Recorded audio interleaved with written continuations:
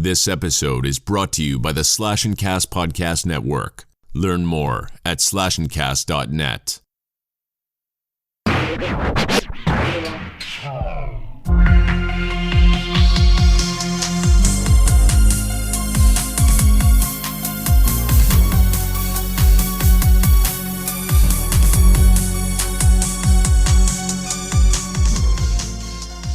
Hello and welcome to the Conjecturween, a Halloween-ish podcast. So we're doing, we're already throwing things off in the beginning here a bit. So this is Conjecturing, but we're doing Halloween, month-long thing. So we're doing Conjecturween. So we got Laura here. Hello. And we got Greg here. What up? What up? And I'm your spooktacular host, Rob. So just leaning into it right now. So technically right now, this is October 1st. This episode is going to be dropping October 1st. So we are fully in Halloween season. But according to Twitter, there's a lot of people that just Halloween is year round. You know, I didn't really understand it. Like my wife is very much like Christmas is year round. She can listen to Christmas music all the time. I didn't really know there was like a whole Halloween year-round thing too. Are you guys kind of like that? Do you kind of like celebrate Halloween all the time? I think that horror movies are year-round, obviously. Mm-hmm. The spookiness in that regard, absolutely. But I definitely subscribe to the whole spooky season, which for sure starts like August 31st, September 1st for us who Halloween's my favorite holiday. And I think if for all of the other listeners out there who agree, that's when it starts. It's not October 1st. It's before that. It's the very end of summer, heading into fall. Yeah, I've never been like a big holiday person in general. Like definitely when I met my wife, it was like, okay, she likes Christmas, so I'm gonna like Christmas. And when we had our son, I'm like, okay, holidays are kind of more special now. But definitely since starting this pod, I would definitely say Halloween has surpassed my wife. So I'm just going to put that out there. Hopefully my wife doesn't listen, but it's okay, So I'm excited that we're doing this kind of like month-long Halloween, marathon where Laura's picking, 5 different Halloween movies. There's 5 weeks, this month, so this is the first one we're going to get into this week and we're all super excited. I think we might have different opinions. We'll see what happens here. Laura admitted a little bit off mic that she might be taking off the gloves, putting on a mask maybe. We'll see what happens. But so let's talk a little bit about what we're drinking, kind of like Zoom backgrounds. Laura, what do you got going on tonight? I have the very iconic scene of Lindsay Wallace's house with Michael Myers, and he's just staring into Tommy, what's his last name? Doyle's house. And that's where Laurie Strode is. And that is just like, it's just such an iconic scene. I couldn't not pick it. And I'm dressed as Michael Myers. Yeah, and she has she went and got a full like Michael Myers like rubber mask. She was only able to wear it for like 5 seconds because I think she was sweating from the inside. It's hot, and I can't talk or hear, so it doesn't work. Yeah. But it looks awesome. What about you, Greg? What do you got going on? Background, I think, is even a more iconic scene than the one Laura just described. I'm going to duck my head here. This is the one where Michael Myers gets underneath a white sheet and throws on some glasses. Probably the funniest scene in the entire movie, which we will hopefully get to. Mm-hmm. That's my background. I'm drinking... I don't even freaking know what this is. Laura, why don't you describe my drink? Yeah, Laura has to do the drink. We've done something different this week. Usually every week we kind of have our own drinks and we say what they are. Because this is Laura's pretty much month-long spooktacular we're doing. We've kind of let her, make the drinks and decide what we're drinking for these weeks. So what are we drinking, Laura? We are drinking Judy Juice. Do you guys get that reference or... is there somebody named Judy in this movie? Oh, is it Judith? Yes. Judith Myers? Is that her name? That's exactly. That's Michael's older sister. Yes. Point for me. Sweet. I won the test. He murders. And this cocktail looks like murky old blood. And so, I'm calling it Judy Juice because that's not only his first victim, but this movie is definitely known for not having a lot of gore and a lot of blood. And that's actually one of the only scenes where you do see blood. You see her blood. Mm-hmm. So that's what we're drinking. It is composed of vodka, palm juice, blood orange, soda, and a squeeze of lime. So cheers. Nice. Cheers. Let me throw this in there too. I'm chasing this Judy juice with a pumpkin ale. It's called Howling Grounds. Look at that. Oh, nice pumpkin. That's beautiful. Cool. Very Halloween themed. I like it. I'm just eating pumpkin pie, so that's kind of what I'm going with. So yeah, it kind of goes together. What about your little mask, Greg? You want to talk about your mask? Yeah, I made the Michael Myers mask out of 2 sheets of paper towels taped together. I mean, it sounds janky the way I described it, but I mean, it doesn't look too bad, right? No, it looks legit. I mean, we took a picture. We'll put it up on Twitter and Instagram. But Laura bought her mask, and I was literally like, Greg's mask is better, and he drew it. It looks awesome. It's really badass. For me, I'm just doing a kind of homage to little Mikey when he was a little boy in the beginning of this movie, and I'm just like a little clown. I have clown nose and my clown glasses on. Little nose. It's a little bit off. It's it's a foot. Looks like there a you foot. go. Is that better now? Okay. All right. Okay. It's a little. Does it honk when you squeeze it? No, it just says kill. That's all it says. So yeah. So hey, clown boy, I gotta call you out about something right now. Oh, what's up? Are you ready for this? You should be very nervous. Oh, okay. Right. My sphincter is tightening. Mm-hmm. Your wife is in the other room, and she just texted me. Mm-hmm. And she said, I don't know why Rob is lying about me. I have a strict no Christmas before Thanksgiving rule. Yeah. Oh, dang. That's so messed up. Wow. I got called out, didn't I? Wow. Dang. Yeah, well, I'm dragging you tonight, so no, it's okay. The gloves are off. Mm-hmm. The gloves are off. I'm prepared. That was awesome. Live listener feedback. This is right? cool. I know. I like never happened before. I know. My marriage is imploding as we speak. It's so fun, guys. Isn't it exciting for everybody? Oh man. Okay. So let's we're gonna do what's in the cups here. We're drinking a bit, I'm reeling now internally and emotionally. So let's get to some listener updates right now. I think Laura wanted to read a listener email we got from listener Lindsay. Actually, she emailed in about Train to Busan. Laura, do you want to read that email? I do. I'm just going to point out 2 things that she said, which we totally agree with. The first is, listener Lindsay said, the game y'all played was cool, but Rob, you can't give any hints when it's down to the winning point. Greg was probably not going to win, but having the score tied like that and then giving Laura the hint about the name of the song in your quote, come on. She might have guessed wrong. You never know. Although unlikely because Laura is pretty dang good at these games. You still got to give Greg a chance. So you know what? Noted, Lindsay. Rob is no longer going to give me hints, and I am up for the challenge. So let's fucking do it. I need the help desperately. Am I still allowed to give Greg like 5-point questions for the win at the end? Yes. Yes. This is not a two-way street. So that's allowed. So I can help Greg all I want. I just can't help Laura. I guess that's exactly what I get from that. Yeah. I mean, she is dominating. It's like 8-3 or something like that overall. Sure. Wins loss. But yeah, it's close. Yeah, okay. And you know what? We help those who are, the more unfortunate. So I'm willing to extend a hand for equal opportunity here. Okay. Moving on. She also had some really awesome feedback about the actual movie. And this was our episode 31, if you want to go back and check it out, if you haven't. And she mentioned that the death of Yun Suk, the butthole man that aggravates everyone else's fear, he instigates so much unnecessary trauma in the movie that you as a viewer realize how much you want him to die a very painful death. Mm. When it's finally time, he just gets thrown off the train. You don't even see his body hit the ground or anything. I would have liked to see more. You know what? Totally agree. I wanted to see that guy suffer and just blow up into smithereens. It's just something awful. Yeah.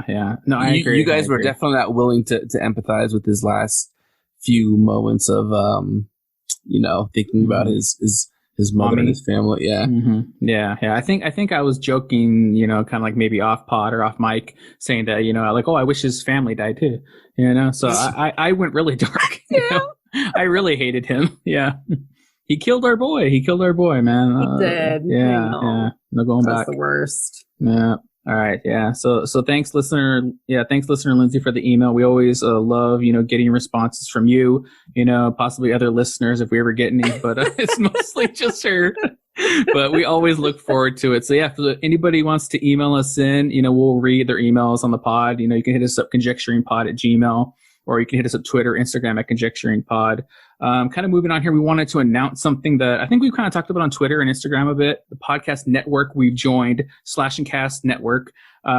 They're doing a Halloween virtual convention that's going to be held the 30th and 31st of October. We're going to hopefully, submit a little like video that we're going to do. We're going to be kind of talking about possibly maybe like our top 5, Halloween-ish characters from movies. I think would be pretty funny to do, pretty cool. I mean, I think our lists are going to be pretty ridiculous, but it should be fun to do. So Not mine. No? I feel like mine's so obvious, but I love how you threw in Halloween-ish. That says it all right there. Mm-hmm. It's like, Rob's coming. Rob's coming with just like the most ridiculous 5 characters. Yeah, like half Disney movies. Yeah. Well, hey, mine might be that. Yeah. Well, yeah, come on. It's okay. It's all right. Yeah. So we just want to shout out, the convention they're going to be holding. They're going to be, a lot of the podcasts on the network are going to be putting in videos. They're going to have special guests, celebrity interviews, some panels, exclusive clips, stuff like that. So you guys can check it out on /ncast.net. That's where it's going to be at. It's 100% free, of course. You can check it out, the YouTube channel. It's the same exact thing, /ncast, YouTube channel. So we just want to shout that out and kind of say we're super excited to be a part of it. And I'm excited to kind of like record that segment because it's going to be one of our first, I think actually our first video recording. We do little snippets here and there because we record on Zoom. This is going to be the first one we actually specifically record for video. So we got some ideas. It should be cool. I'm scared. Just don't be scared, Laura. Don't be scared. Yeah. So do we got anything from last week's episode, Event Horizon? We were talking a little bit off mic too about that, it turned into us yelling at each other a lot, which I thought was actually pretty fun. It might be similar this week, from what I've kind of like been talking to Laura about. So we'll see. But do you guys got anything else from Event Horizon? I let it out on the table last week, so yeah. Okay. Good. It's all there. But I thought maybe Greg, you researched like the amount of PSI force it would take to clamp that little like steel thing and see if that was accurate or not. That's a good physics reference. I like that. Mm-hmm. But I did not look that up. No. Okay. All right. Good. Okay. All right. Look. I always maintain that. Look, I don't know shit about advanced astrophysics. But my gripe with that movie was that they should have known. That's all there is to it. Mm-hmm. Nothing more than that. I'm not saying I'm a genius. I'm just saying they should have known. I do have to say, though, so many horror movies, and Event Horizon absolutely is a great example of this. It's incredible the effect it has on you as time passes. Some of our scores that we've given horror movies that we've reviewed, they've changed for me. I mean, we're going to eventually have to revisit and see if our scores have changed. Mm-hmm. Just the more time that's passed and the more we've been able to sit on it. And I can't say that about any other genre. If I watch a comedy, however I felt at the end of that comedy, it's funny. Did I like it? Yes. Did I not like it? Okay, no, that doesn't really change. But these horror movies, even if there's something you didn't like in the beginning, I feel like a lot of the time you think about it as it passes and you just think of the things that were so amazing, and it really, you just start to overlook whatever nitpicky thing that you had the first go round. And I think I understand how Event Horizon did that and why these movies become cult classics. So I just had to say that. That's a shining example of a perfect horror movie that has done that. And I think that the more I think about it, the more I like it. Yeah. Well, let's get into the movie we're talking about this week. Maybe it's perfect, maybe it's not. We'll get into it a bit. But we're doing 1978's Halloween. I guess the OG. The OG Halloween here. This was, of course, Laura's movie pick. She's picking all the movies this month. Me and Greg are kind of upset she's not picking Halloween H2O, but You know, that's okay. You know, that's not happening. Yeah, I know. So Laura, so why specifically did you pick this one? You know, first. Like you said, it's the OG. It's the first installment. It's a game changer for not only the 70s horror scene, mind you. I don't know if you guys have realized this, but we haven't done any horror movie from the 70s yet. It's all been 80s. And is this the oldest movie that we've reviewed? This is the oldest movie that we've reviewed. And it also was a game changer for the independent film industry. So this movie is just iconic. And if either one of you want to fight me on that, I'm dragging you tonight. So let's go. All right. Well, all right. I'm glad. I enjoy getting dragged, so it's fun. So was this considered an indie movie? Yeah, absolutely. I didn't know that. Interesting. Yeah. Okay. So let's transition into our horror-ish segment of the week right now. So let's see. What do we got for this week? I got a drop here. Any question? All right. So we got a question this week. I think Laura actually came up with this question. Laura, do you want to do the question? I did. Yeah. What other actors or famous person's face would you choose for Michael's mask? And this is instead of, and we'll talk about this in a little bit, but the mask of Michael Myers actually is the face of William Shatner. Specifically, it's Captain Kirk's death mask. So, yeah. Yeah, exactly. Yeah. Do you have your answer right away, Laura? Do you want to go first? I've got it. Then go for it. You know, it's so weird. I don't know why this popped into my head immediately, but I really thought of this quickly. So I clearly have some unpacking to do with this, but I am choosing the face of John C. Reilly. John C. Reilly? John C. Reilly, he's like a 55-year-old man. And although he has been in mostly all comedies, and he is hilarious, I love him, there's something about his face that looks somewhat menacing to me. Which is funny because he's actually a very tender man, and he does a great job at comedies. And but I think if he was ever in a horror movie, as the villain, he actually has been in one horror movie, but if he was ever the villain, I think it would be absolutely terrifying. It's something about the scowl and the eyebrows. And then, Michael's mask still has the hair going. And he's got the best, froey, curly, crazy hair. So I think that would be pretty terrifying. Nice. I like that. Yeah, it's out of left field, but I like it. Yeah. I like it. Yeah. What about you, Greg? Did you come up with the idea for what the face would be? Steve Buscemi. I'm going to say he's just got a very unique appearance. I think it would make her a very intimidating mask mold. He just kind of appears out of the darkness, and it's like Steve Buscemi's face. Boom. Scariest thing I've ever seen. That would be pretty creepy. There's certain movies he's in where he does look really weird, Even if you take the one from Armageddon where he's clearly went insane on the asteroid, that alone is horrifying. Oh, yeah. Yeah, I think for me, I'm gonna pick I guess technically I don't know if he's an actor but an entertainer, but I'm gonna pick Carrot Top. I think Carrot Top's, talk about hair alone. He's literally a life-size, not Krusty the Clown, but what was it, Sideshow Bob? Sideshow Bob, yeah. Sideshow Bob. You picture Carrot Top's hair, and now he's had a lot of plastic surgery. Sorry if he's a listener, Carrot Top, I'm sorry if you're listening, but, your face has gone a little crazy now. I think if you see Carrot Top, coming at you in the dark, that face, that's horrifying, I think that's way scarier than John C. Reilly and Steve Buscemi, and then also if he's bringing his bag of tricks and bag of little doohickeys he creates, that's actually might be a pretty good horror movie, That's pretty horrifying. All right. Rob, what would you do if somebody came out of the darkness trying to kill you, and it was the face of Justin Long as the mask? Ooh. Oh wow, man! I would just be let yourself get killed. No, I would just be oh wow, I surrender myself to you, my overlord. It'd be just. Oh, wait a second. Mm-hmm. Is it Justin Long's face, as in the skin of his face like Jeepers Creepers style, or is it Justin Long as Tusk?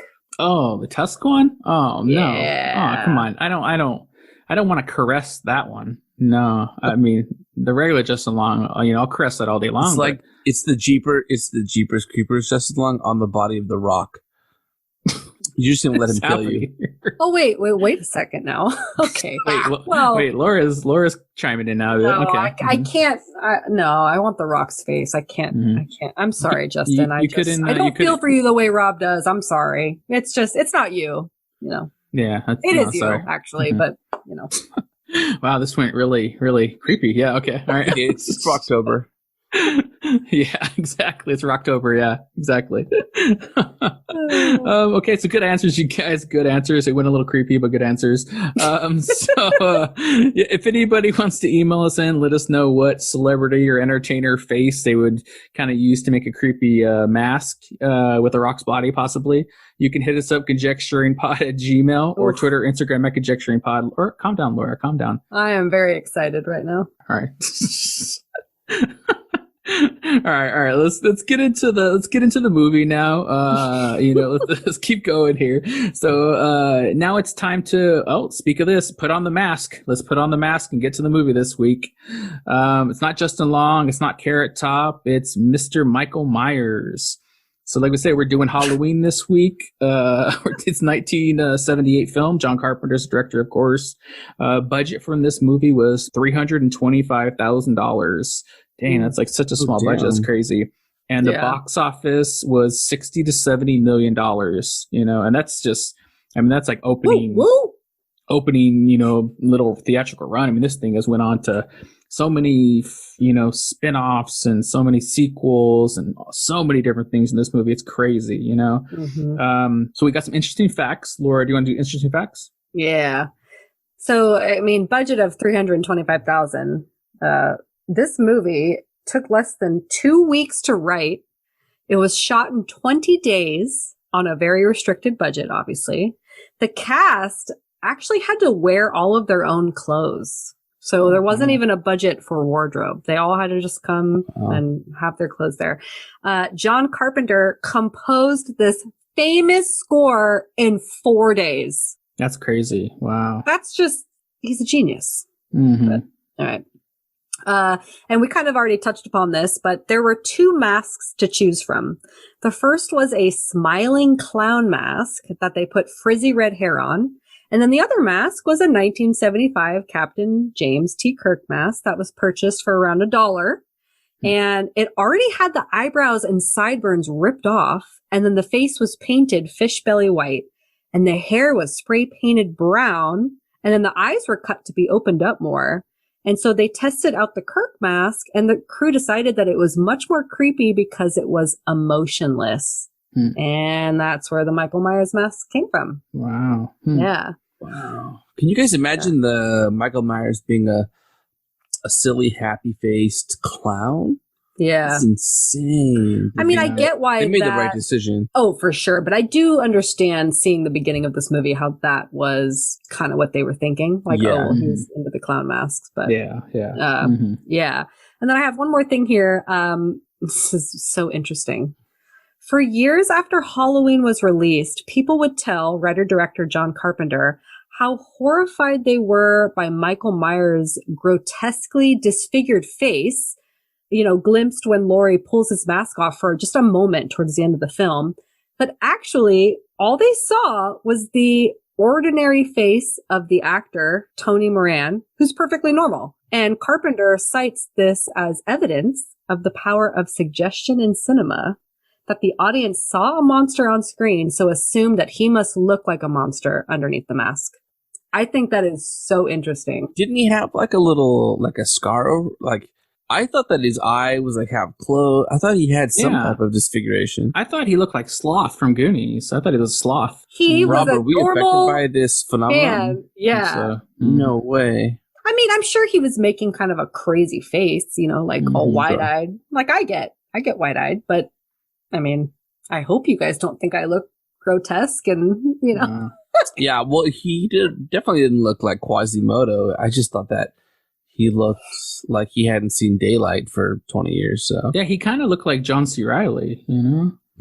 Damn, there you go. He kind of did, actually. Maybe that's where I got it from. All right. Yeah. Wow, that's crazy. Wow. Okay, Laura, do you want to do cast? Yeah. So Dr. Loomis is played by Donald Pleasance, the best. Oh, the best. Jamie Lee Curtis as Laurie. Nancy Kyes / Loomis as Anne. PJ Souls as Linda. Brian Andrews as Little Tommy. And then we've actually got Kyle Richards. She plays Lindsay. Mm-hmm. Officer Brackett was played by Charles Cyphers. And then the man behind the mask, it was actually 2 actors who each, had their parts of playing him. And it was actually mostly Nick Castle. And then Tony Moran would do a few scenes. But of course, he was the actor who ended up having the face when it actually does get taken off. So it's his scarred face. Yeah, his tore up face. Yeah, I feel bad for that guy. Jeez. Mm-hmm. I mean... Everyone thinks he's all fucked up looking. He's just a normal guy. Yeah. Okay. Laura, you can just keep talking. You can do synopsis. This is your month-long, Conjecturween, Laura. So you can just keep going here. You want to do synopsis? Yeah, I need breaks to take a breath. No, I'm just kidding. Put your mask on. Okay. Halloween 1. Oh, man. Okay. So, the movie begins with 5-year-old Michael Myers, who on Halloween night puts on his clown mask and then murders his older sister, Judith. He is sent away for 15 years? No, I'm starting to get my facts confused because I watched so many of these. Yeah. 15. Yeah. And it's Halloween night again, and he is able to escape the insane asylum where he is at, and he sets his sight on 3 teenage girls, more or less, and is after them. Mm-hmm. And it's really hard to do a synopsis because, and I think even you guys, I know you guys haven't really seen most of the Halloween franchise, but I think we all know the backstory. I think it's everyone knows that Laurie Strode is his other little sister, but... Wait, what? What? Wait, what are you talking about? Wait, what? You guys, what? Jamie Lee Curtis is his... Oh my fucking god. Sister? Dang. Spoilers, Laura. What the fuck? How is he... All right. So this is such a well-known fact that you guys have been living under a fucking Return to Oz rock because I don't understand how you don't it's know Emerald. this. It's Emerald. I've been chilling with the Gnome King, so I don't know shit about the real world. Greg has some red slippers on. Yeah. Anyway, I actually think... Fuck, you guys really threw me here. That's one of the biggest problems is that it is known the second that Halloween ends and Halloween 2 picks up. And for the many years since then, we get the story that Laurie Strode is actually his younger sister. But for Halloween 1, we do not know that.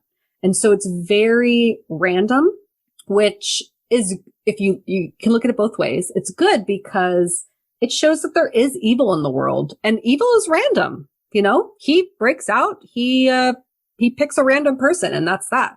That's kind of how these things work sometimes. But yes, the majority, and I think the majority of people listening know this, so you guys might sound kind of dumb.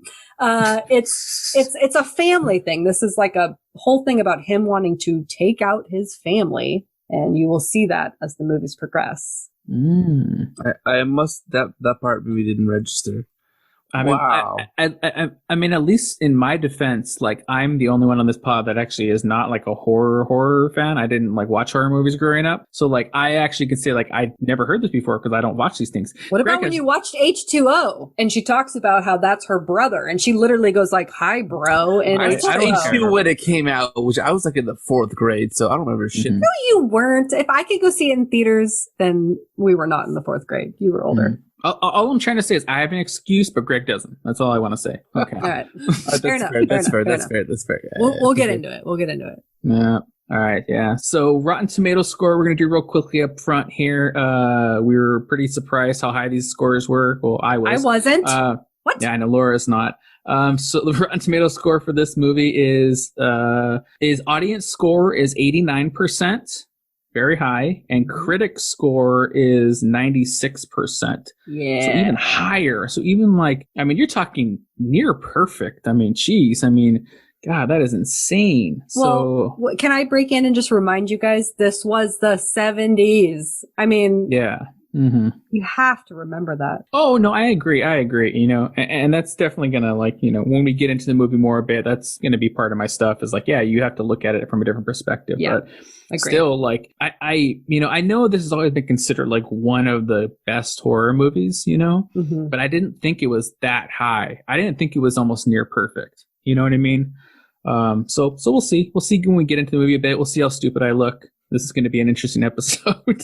We'll see if I quit the podcast at the end of the episode. Yeah, we'll see. We'll see if Laura pins me against a wall and stabs me in the chest or something like that. This is great. Yeah. I feel like I'm already making you sweat. You look like you're sweating on Zoom. Oh, I am. Yeah, I am. I'm sweating. This is great. I like being scary, Laura. I know. I feel like you're stalking me this episode. You're just like lingering behind me at every moment. Yeah. Yeah. Exactly. I'll get you. Yeah.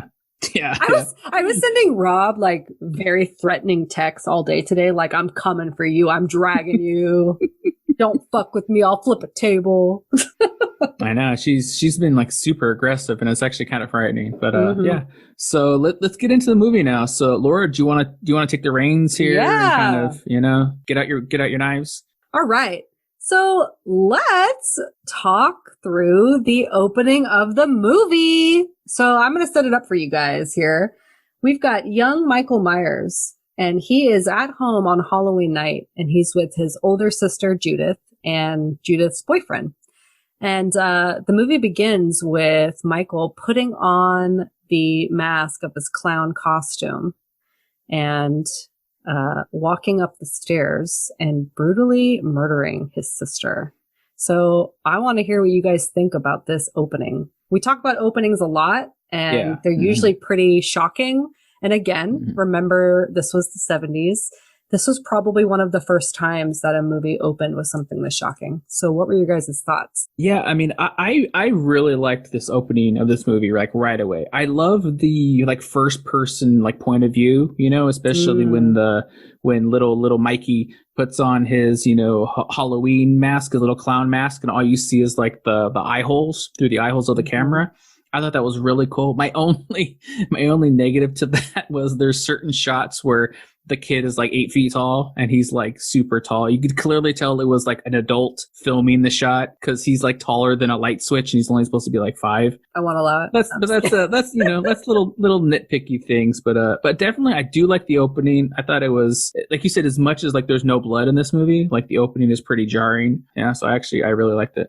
Awesome. What about you, Greg? My first question is, does John Carpenter put his name on literally everything that he touches? Yeah. Like John Carpenter's XYZ, every movie. I didn't hate that, but I thought that was interesting and kind of funny. The opening scene was really cool. I was confused at who the hell Michael was to start off with. The first time you hear it, you hear Judith say Michael's around.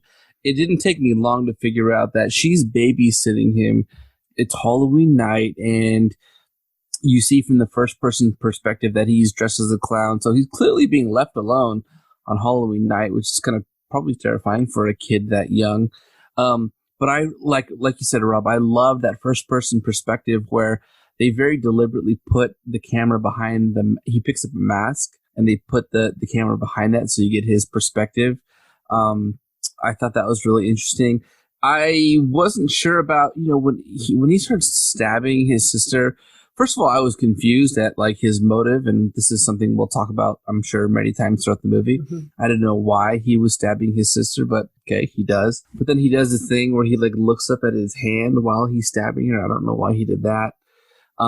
So I thought it was really interesting. I thought the fact that maybe Greg knows when he stabs someone, you don't look at the knife. You make sure you're focused on, you know, the on your target. I gotta cut in. If he's 5 years old, this is the first time he's ever killed anybody. You don't think a 5-year-old is going to look at the knife with the blood on it and be like, what? Oh, wow. What am I doing? This is so new for me. Yeah. I mean, he might. I mean, that was just one of many questions I had. I don't know.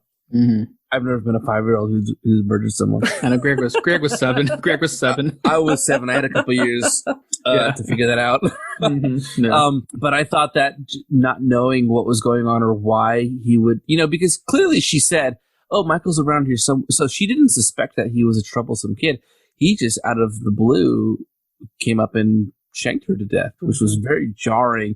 And I thought it was a very effective opening, creating that mystery. I thought it was weird a little bit how, again, we talked about this a few times.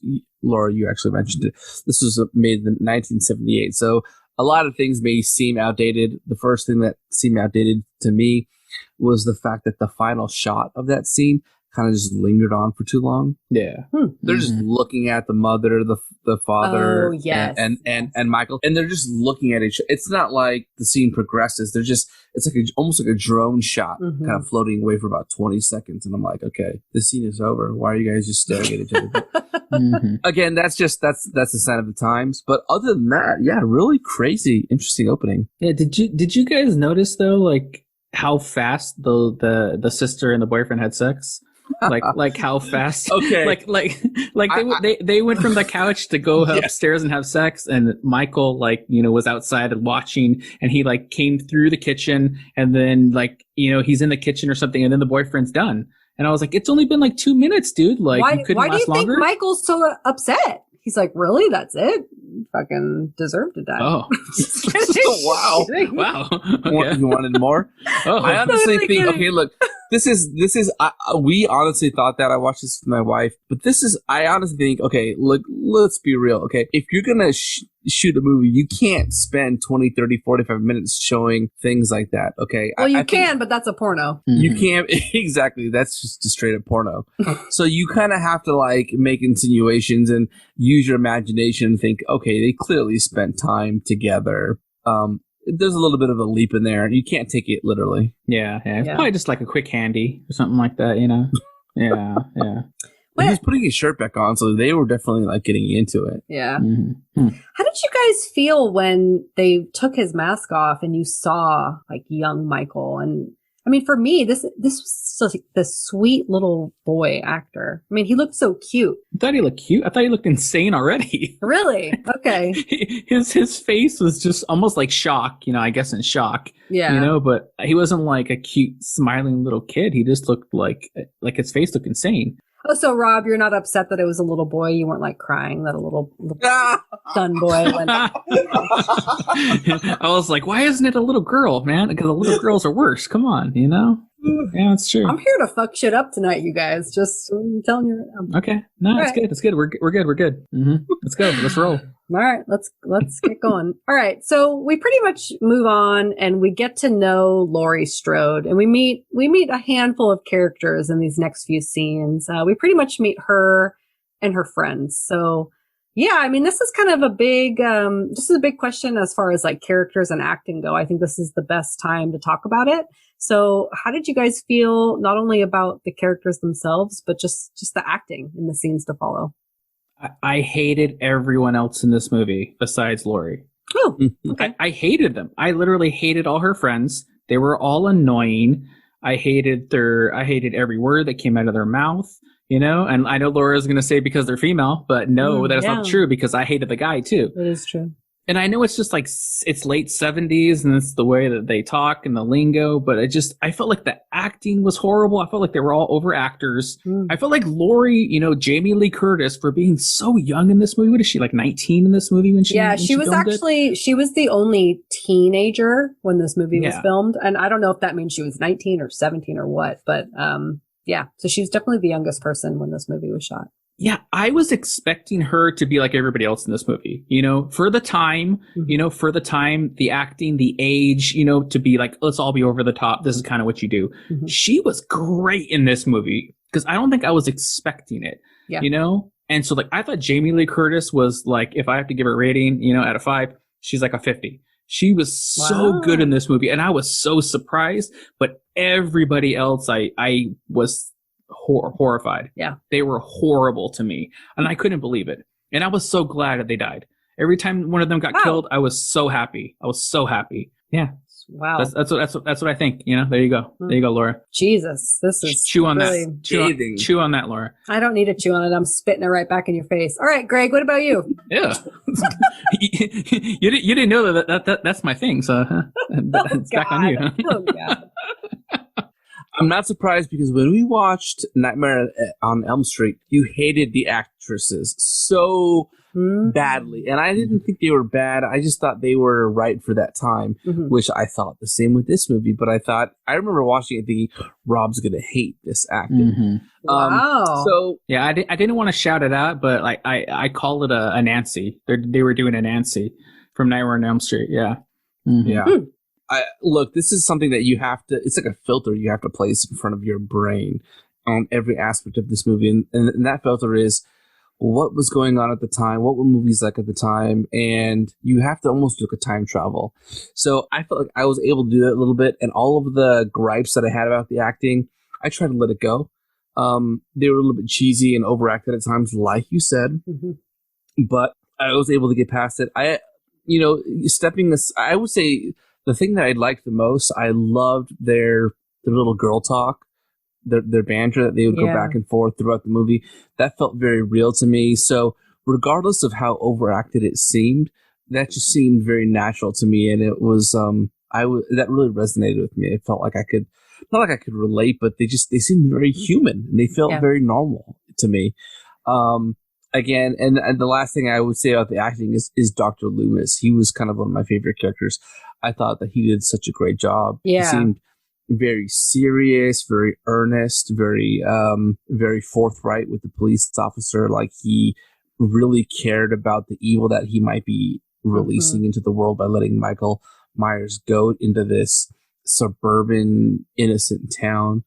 But overall, Loomis was my favorite. I thought Jamie Lee Curtis killed it, and her friends, while a little bit super silly and over the top, together, it felt okay to me. Yeah. Yeah, I agree, especially about Loomis. I mean, he was so believable. You just felt it. You felt how it was. I totally bought into the fact that he had been with Michael for all these years and knew what he was and knew that no one really believed him when he was trying to explain how evil he was and how it's not even a person at this point. I mean, he said that a few times, like, it's just not even a man. It's nothing. There's nothing behind those eyes, he says. I will say I agree. I mean, the acting was over the top. It was very 70s, but as you guys know, I always harp on acting. So I'm not going to let it go. It was over the top. But the thing is, and I'm not surprised, maybe you guys didn't pick up on this, but I mean, we'll talk about this later. This movie is very iconic for many reasons, but one of the big things about this movie is that this was one of the first movies to have a quote unquote final girl. And I'm really glad that you guys both recognize how well Jamie Lee Curtis did. She was very young. This was never really done before. This was the first time that this concept was done. And then it was adopted by like literally 9 out of 10 horror movies after this. And you know, she was smart without being, it's not like she was raised on a camp where they learned how to be survivalists. I mean, this was like a normal girl, but she was still smart and believable. But the thing is that in the 70s and for generations before that, women weren't always shown very well in movies. And I think any horror movie that came out in like the 50s, 60s, and even 70s, you know, women were just shown as dumb and meek and can't handle themselves. And the thing that this movie did was it actually kind of respected women in that, yes, they were over the top actors, but Annie and Linda, oh my God, I already forget her name. The other one, the booby one. They were funny as hell. And so it made it so it was like, they're very relatable. They're women that I would be friends with in high school. They're funny. They like their banter. That's banter I would like to have with friends. I mean, the way they talk about boys and they're like, yeah, haha, fuck them. I'm going to fuck this guy, but he's dumb. And I mean, I don't know. As a woman, I'm like, I'm here for it. I like that. That to me, That's you writing the script, essentially respecting women enough to have them, that's what they're talking about. That's the subject matter. So yes, I agree that acting is not great, but I'm just looking at this movie for all it did for cinema after this. And I think that for horror movies and for the 70s, they were smart girls and they were funny. And for me, I thought that was likable. It didn't offend you. I mean, I just thought of this right now. Is there discussions revolved around males? Because I feel like some people would be offended that, hey, yeah, they had a lot of that very casual conversation, but the fact that it had to do with guys, maybe that's it. It's kind of like it subverts their empowerment, right? But then look, in high school, what person isn't interested in the opposite sex, right? Or just they're just interested in anybody, right? I mean, it doesn't even have to be the opposite sex. You're just, you're kind of, hormones are racing. You're having feelings for people in general. So yeah, no, that didn't bother me because I know they are in high school. And I mean, I'll admit it. I was freaking boy crazy in high school. I feel like I feel like I can't argue with you. I feel like I know. You setting the line of like respect. So I agree. You really can't. So therefore, the only thing we can talk about is just the acting in general and not the characters. But that's another problem because like Greg said, there's this filter. This was the 70s. And I mean, yes, Jamie Lee Curtis stole the show, but they were all actually considered very talented actors for this time. I know. Wow. It's crazy, but you look at reviews and that's what they say. So yeah, well, like you said, it was the era. You know, that right. was kind of like the way that you acted in the era. You know, like we talked about with Nancy in that movie, and that's very similar to the way she acted. It's just like over the top. Yeah. All right. Well, so let's move on to Michael's actual breakout scene. Let's talk about just like him breaking out, and then let's go into him stalking them. I want to hear your guys' thoughts on those couple scenes. I thought the breakout scene was pretty creepy. Yeah. You know? Yeah. I thought that was like not one of the creepiest scenes because there's a lot of creepy scenes, but, I think right when they show like the patients, inmates, whatever you want to call them, like in the rain, and it's like the headlights are hitting them, and then the lady's like, "Oh, I didn't know they lit them out." And it's like, what? And it's like I laughed for a second, and then I got serious because I put myself in that position, and I was like, "Oh shit, that would be really fucked up." Yeah, if just like inmates in this insane asylum were wandering around the grounds, you know. And then of course you have the scene where I didn't even know it was Michael at the time, of course, but you have, Michael climb like onto the top of the car from the back, which is creepy because there's a split second where he is like on all fours, and it gave me like the willies because I really don't like that body, form that way. I thought was like really creepy. So this whole like scene with the breakout and taking the nurse lady and trying to strangle her was pretty horrifying to me, even though I thought she was really dumb for rolling down her window. Yeah, well, yeah. I mean, people don't make the smartest decisions, but what about you, Greg? Yeah, that was a really creepy scene when you see all the inmates kind of just aimlessly wandering about at night, kind of in the field. That was, oh man, it definitely was one of the creepiest scenes in the movie. I loved this scene because it's almost like after you get the flashback of him killing his sister as a child, this is a flash forward 15 years into the future, and then it kind of shows you the Halloween logo, which was already cool, and it's like the day before Halloween, and it's 15 years later. And he's about to get brought in front of a judge, I guess, to see if he's can be released on good behavior. And you get kind of a backstory of the doctor saying, well, I don't want him released because he's basically like evil incarnate. He has no sense of right or wrong. He can't be reasoned with. He's devoid of any kind of conscience. So he needs to remain here. So it was a good setup seeing the doctor drive with the nurse to the sanitarium to try to pick him up. I also, I remember the first thing that I thought when this scene opened up was, I really do miss a good rainy scene. Yeah. It's just, I don't know, maybe it hasn't been done a lot in recent movies, but just having a hard downpour really sets the tone for a scary scene. And then, like what you said, Rob, when you have people out in the rain not really paying attention to it, it even makes it more creepy. But yeah, very well done.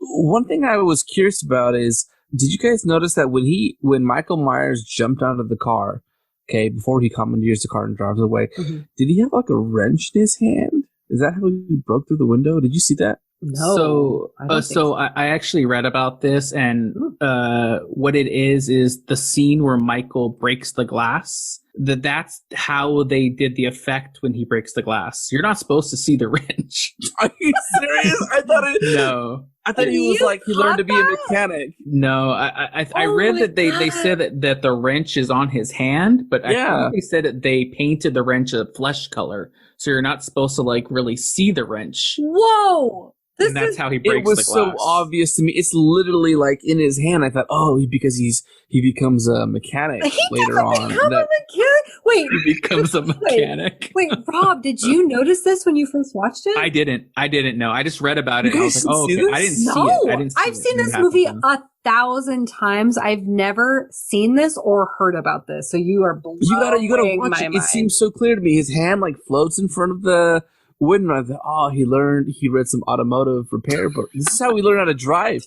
I thought when he drove the station wagon away, I thought, he couldn't speak for 15 years. How was he able to drive like a car? Oh, people talk about that a lot. Like, how does he doesn't know how to drive. So I know that inmates in places like this where you're being treated for long-term illnesses, mental or physical, you have the option you have libraries available to you. So maybe he picked up like an automotive, book and learned about cars, and somehow we found a wrench, and I thought that's how he broke into it. But you're saying that was just like an effect that was meant to... You were supposed to see the wrench. All my brain has seen for these God knows how many years and how many times I've seen this is like a giant Dwayne Johnson rock hand just fucking boom, breaking the window. That's what I see. Oh, wow. You didn't see the foreshadowing that his lifelong dream was to become a mechanic, like Greg said.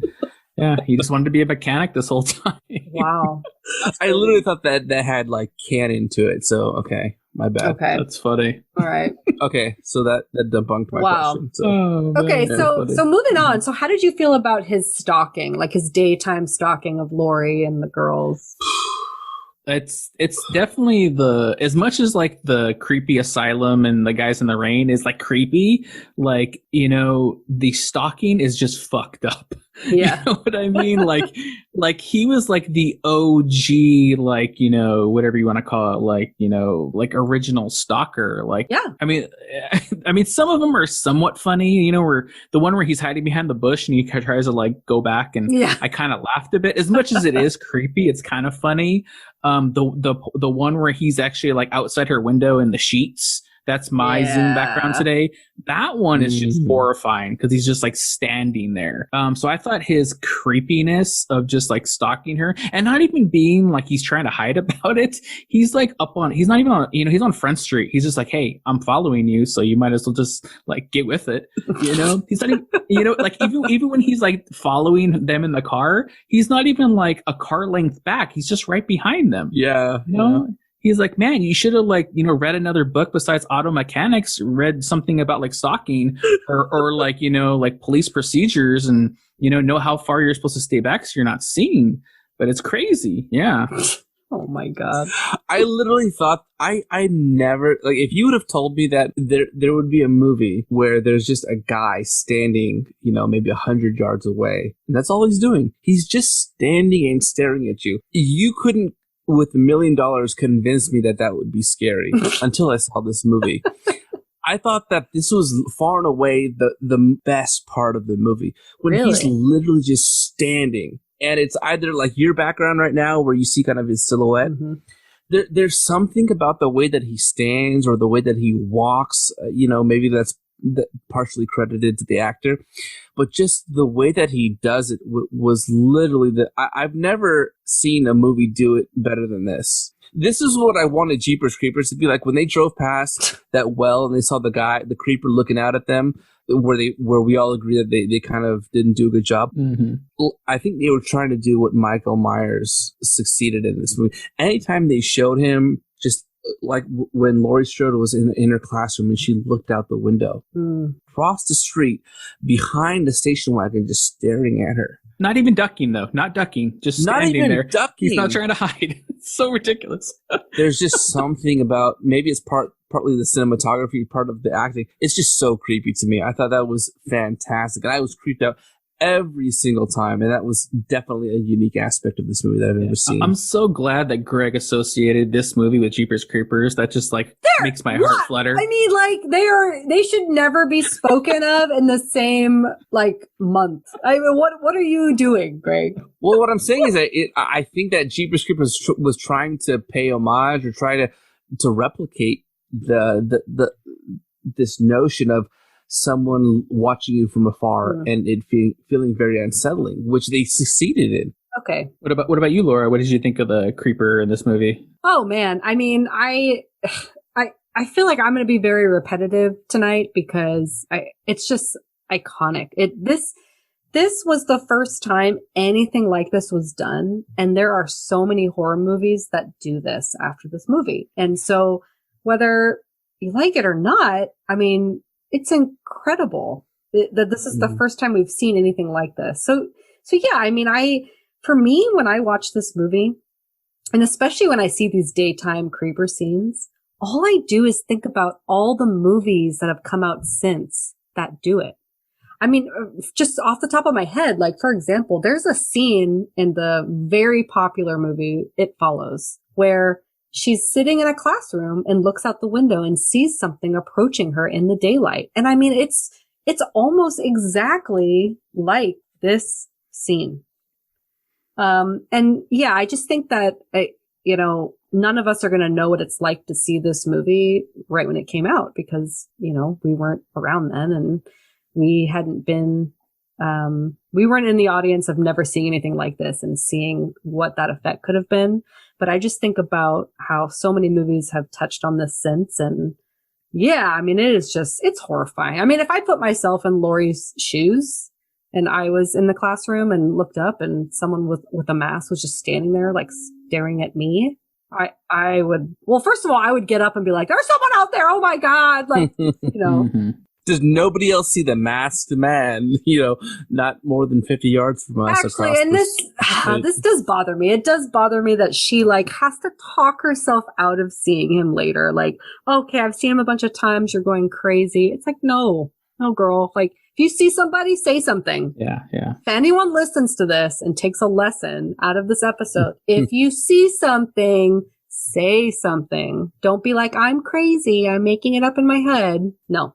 Mm-hmm. That's true. It's true. All right. Well, let's kind of move on to later on this Halloween night. So, we move on to Laurie. She's babysitting young Tommy, and Annie is babysitting young Lindsay, and Linda is just there to fuck around.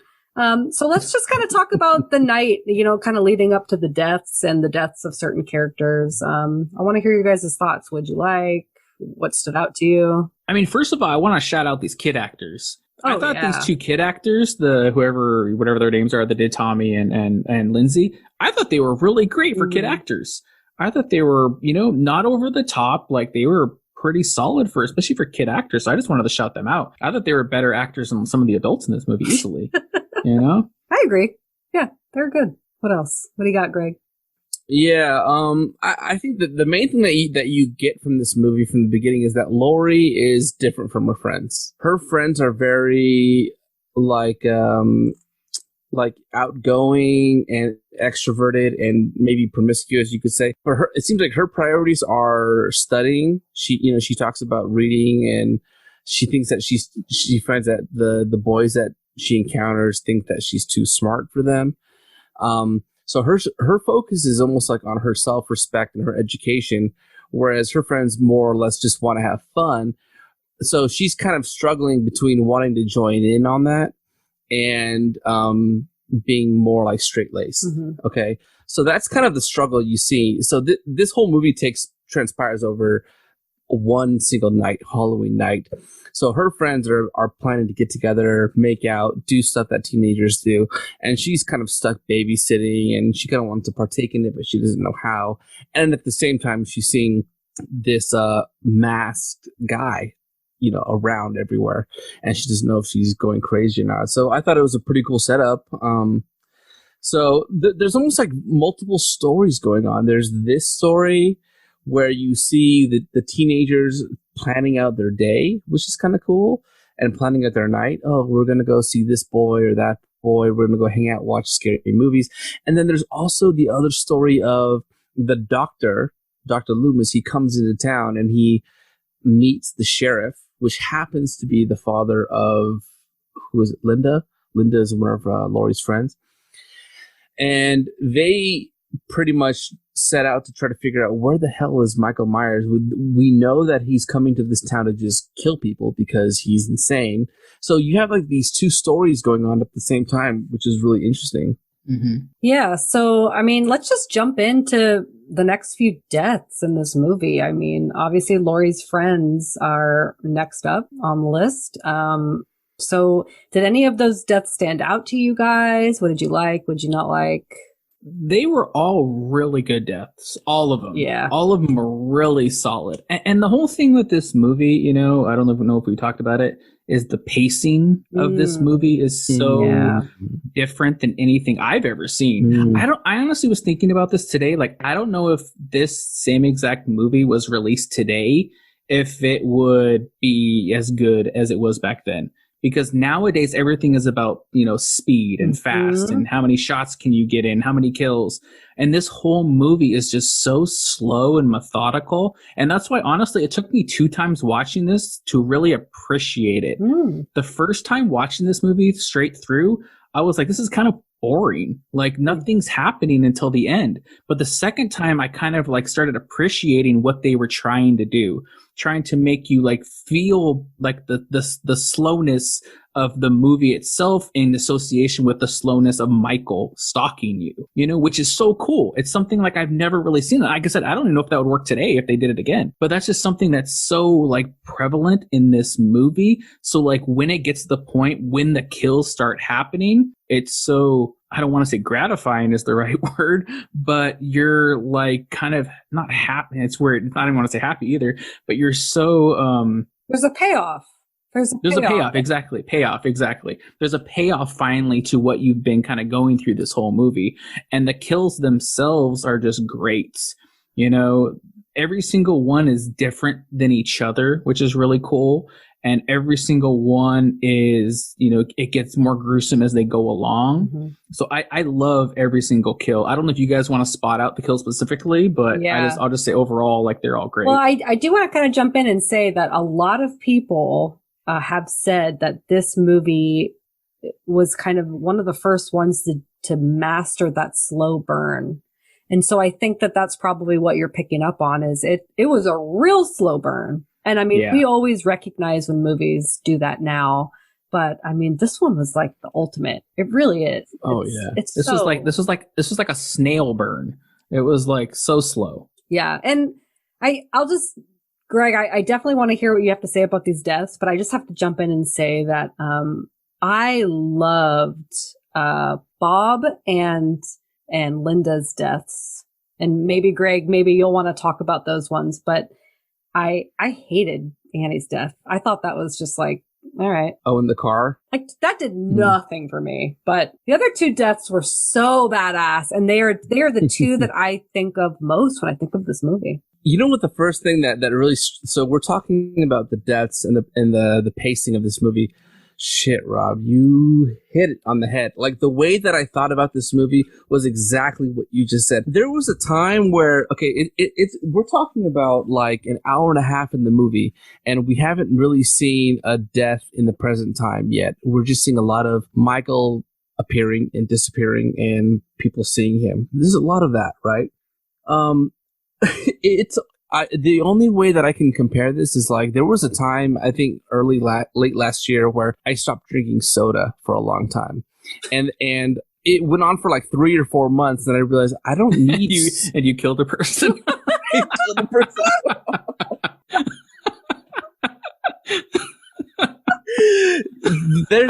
Look, let me just explain. Like, this is gonna sound totally off the wall, right? Caffeine is like a drug, okay?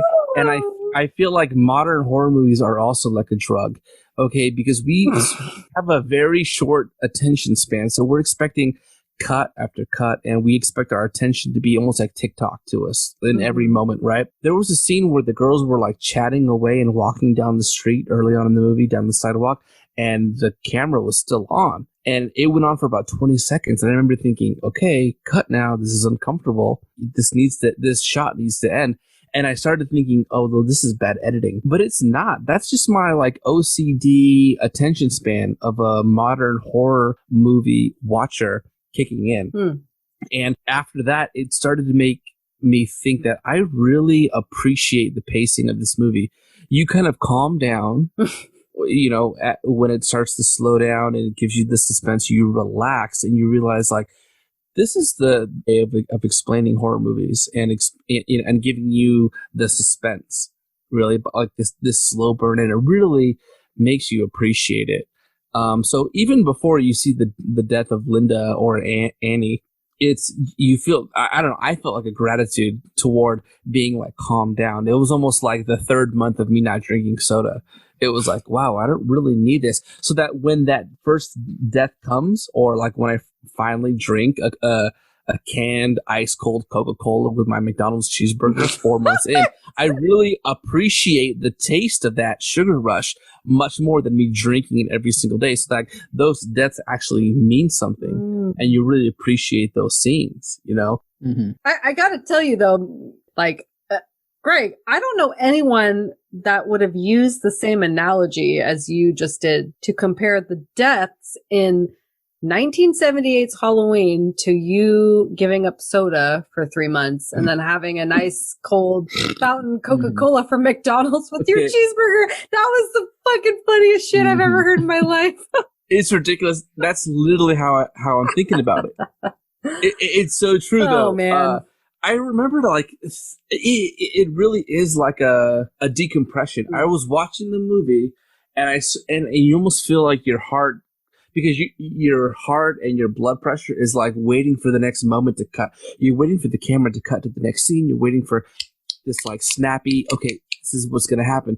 But when I started to calm down, I thought, oh my God, I love the pace of this movie, and I missed that.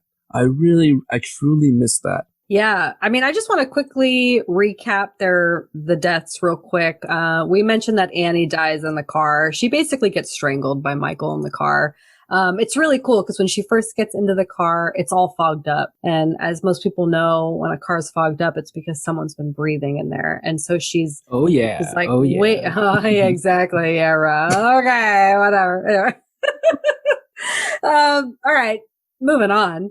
So our next death is Linda and Bob, and they're like they just want to do it every way from Sunday in this movie. You know, they're willing to, come over to some stranger's house where their friend is babysitting the child just to find a place to do it. Like, get creative, you guys. But anyway. I know. I was going to say, does anybody know what room they were in? Was that like the parents of Yeah, they didn't give a shit. I hope that wasn't like her room. That was creepy. That was really weird. Did you guys catch this? There's a scene where Bob and Linda are in the van. I know what you're talking about. They're in the van, and they're drinking the beers, and they have a little back and forth about like, I'm going to take your clothes off, and I'm going to take your clothes off. And then for some reason, the very last line, Bob says, and then we're going to take Lindsay's clothes off. Not okay. Not okay. Right? I didn't hallucinate that, right? No. I had to rewind that a couple of times and figure out that's what they said. Yeah, that's right. That's not okay. Like, are we all? We're definitely all in agreement that that's horrible. That's horrible. This girl's like 8 years old or 5 years old. But I mean, they're that fucking must not around, but that's not okay. She laughed though. She laughed. Do you feel like that was in the script, or do you feel like maybe that was just improvised and nobody caught it? That was so weird. I feel like why would good call out? I don't know. Because why would John Carpenter, and I forget who his writing, I forget who wrote it with him. Hill. I know it was yeah. Why would they even write that in the script? Right. Like, do they think that's funny? I don't think so. So I wonder if that was just a back and forth and he said it quickly and nobody caught it. I don't know. Maybe somebody out there knows. I have no idea. But it was. I know that humor evolves over time, right? Yeah. What was funny now was not funny what isn't funny now, rather, Yes. was hilarious 15, 20 years ago, ditto for that time and the 20 years prior. However, I don't know that this joke is funny in any era. No. So I actually think that when he says, oh yeah, you're going to rip my clothes off and we're going to rip off the clothes of the girl, I have to think that he just got the name wrong when he was saying his lines and no one caught it. Like he meant to say Annie or something. Like Annie. the Yeah, friend. Annie. Yeah. Mhm. Interesting. Yeah, this isn't a Woody Allen movie, so this isn't going to play. Oh. Yeah. Wow. All right. Yeah. I'm going to go with that story then. I'm going to go with the fact that they messed up the line because that was something that I clearly just blocked out because I was like, that is not okay. It took me out of the whole movie, actually, because I had to rewind and think, did he just say what I think he said? Do I not know the characters? Yeah. Well, you know what? Fine. Linda and Bob die, so we're good there, right? They didn't rip off underage They person's deserve it. clothing. Yeah. They Michael was deserved like, it. that was a bad joke. Yeah, so I just want to quickly spotlight their deaths because they're freaking amazing. Bob gets it first. Him and Linda have sex because this movie is actually one of the first horror movies to bring sex appeal to the movie. Yes, fact check that shit. And many horror movies since then have brought that whole like sexiness, sex appeal to their film. So like Tremors. Mm-hmm. like Nightmare on Elm Street, especially. Uh-huh.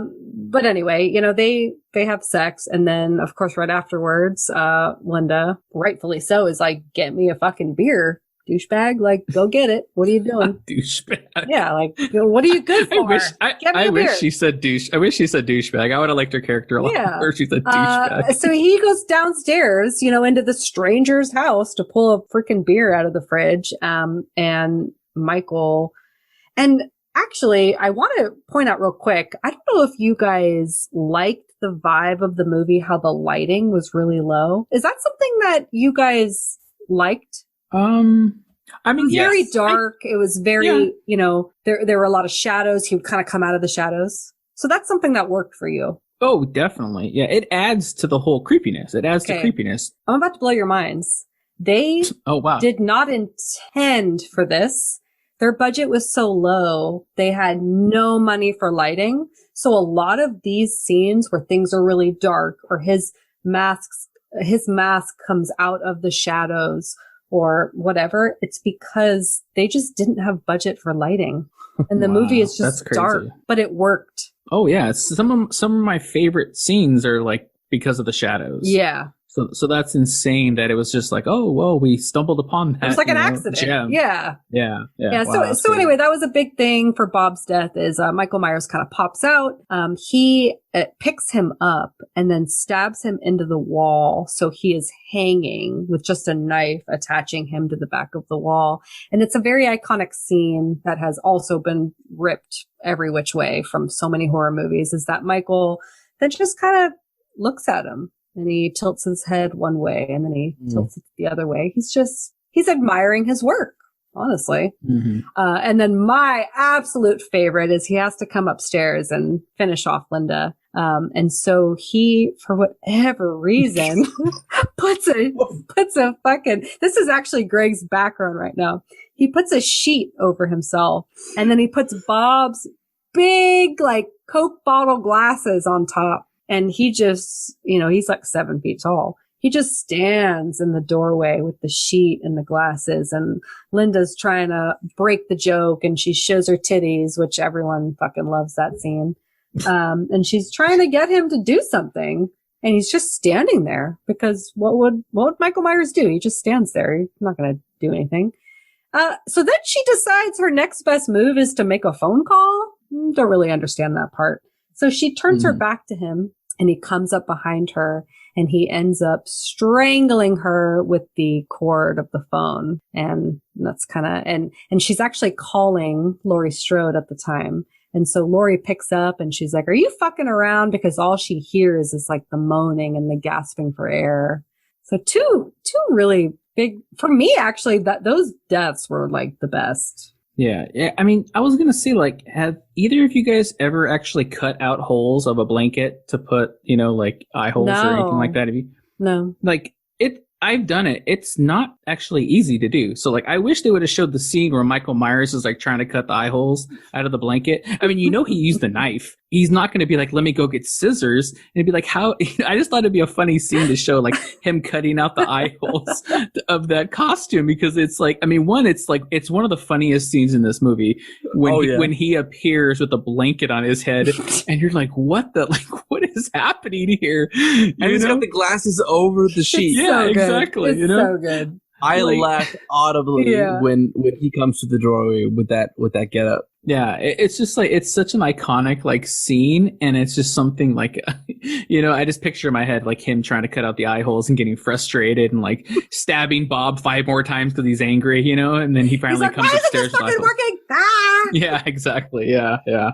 Oh man. Oh man, so good. But like you said, Laura, like both those death scenes, they're so iconic and they're so good. And oh my God, like, the way that he stabs Bob and like you said, just lingers and looks at him is so creepy. Mm-hmm. And such a good kill. And I was so surprised that they didn't show blood either. Huh. I was just assuming that they were going to show blood like dripping down his leg, and they didn't. So I was like, oh wow, that's kind of cool. They didn't need it. I know they didn't. It didn't need it, Yeah. And then strangling her with the cord, I thought was pretty cool too, and pretty gruesome. Yeah. Especially like I know we're going to talk about music a little bit later, but does that kind of go hand in hand with the actual like, sound effects of this movie? Like the actual like breathing he does like in the mask through this whole movie. And especially in that scene where he's strangling her, and you can like hear him like, grunting. He's grunting. He's gasping for air. He's struggling to strangle her. Yeah. And it makes it so much more effective. And you feel it so much more like hearing him, in the mask. Right. It's just so well done. Yeah, for sure. Yeah. So, I mean, Rob mentioned music. I think now is a good time to bring it up. I mean, really after their deaths, what you have for the rest of the movie is just the Michael Laurie showdown. It's, she kind of becomes aware of what's going on. She realizes that her friends are dead and that Michael does exist. He's this masked man and he is there, and now he's after her. And she has to protect the kids. And this is really, I mean, you've been hearing the music from the beginning credits, but this is really when the music kicks in. So I think it's time to just kind of talk about the last third of this movie and the music and their showdown. So I definitely want to hear, I'm assuming all positives from you guys. I'm not expecting any negatives here. So let's hear all the good stuff. I mean, it could have been in like a little, like, a little more bass to it. No, I'm joking. It's pretty much perfect. It's like, perfection. It is. I mean, it's the most iconic. I mean, you could say it's almost one of the most iconic sounds, that's ever been made in history. Like anybody that hears like those like little like tones in a row, you automatically, it's on the scale there with Jaws. Mm-hmm. It's like, when you hear that, what that is. Mm-hmm. And so the music, I put in my notes, the music is a character in this movie. Ooh. The music itself is like what gives you some of the anxiety in the first third, maybe half of this movie when not a lot is going on, where it's building suspense, but the music is making you anxious. So the music itself, I mean, it's amazing that what you said, he made this score in like 4 days or something like that, like that's just crazy, but yeah, the music is great. But like I said, to me, a lot of the sub sounds or the actual like sound effects in this movie is right on par with it. Like we talked about the breathing of Michael in the mask. Mm-hmm. There's so many scenes where I would have to turn up my volume because Michael would just be standing there and I think like, okay, nothing's happening, but you actually listen and it's just him breathing in the mask and it's like echoing, and that's just so creepy. Or even every time that Michael would like normally go for a kill or go for like a creepy scene, there would be like a piano hit and it would be super high pitched. Mm-hmm. And it was just enough to like make you kind of jump a bit because you're like, oh, wow, where did that come from? Yeah. So yeah, the music is great. I mean, the sound effects are great. I mean, John Carpenter's great. I mean, I don't know what more you can really say, but, what about you, Greg? What did you think? I have nothing more to, that was perfect. You took all the words out of my mouth. Everything that you just said. Totally. Exactly. And their kind of final showdown. I mean, you've she does a really good job. I actually really appreciate the fact that she is so good with the kids, and like, you know that the kids are going to be okay. Like, she takes such good care of them and is always like, go here, lock the door, do this, run this way. I love that. Because she doesn't seem like the strongest person up until this point. And you can really, I mean, I think you can really feel her fear and anxiety. I mean, she's laying it all out. She's not trying to keep it in, yet she still has a clear enough head to really protect the kids. And she's very brave in that she stays behind to fight. I mean, she might be screaming and crying through the whole thing, but she attacks Michael multiple times, you know, hoping to kill him and protect herself and protect the kids. So I mean, any of these scenes that you guys want to call out?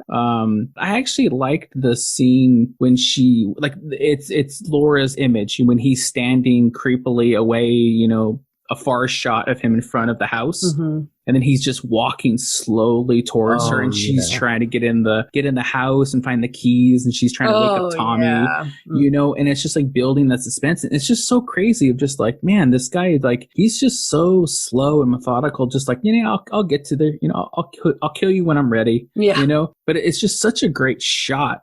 Yeah, that's a good point. I mean, every time I watch that scene, and I've seen this movie so many times, I'm like, he has to be right there behind her at this point. It takes so long. They drag it out, and it just gives you so much anxiety. Oh my God. Mm-hmm. Yeah, he's basically this lifeless monster. Yeah. If he had any semblance of humanity, he would be looking both ways before he crossed the street.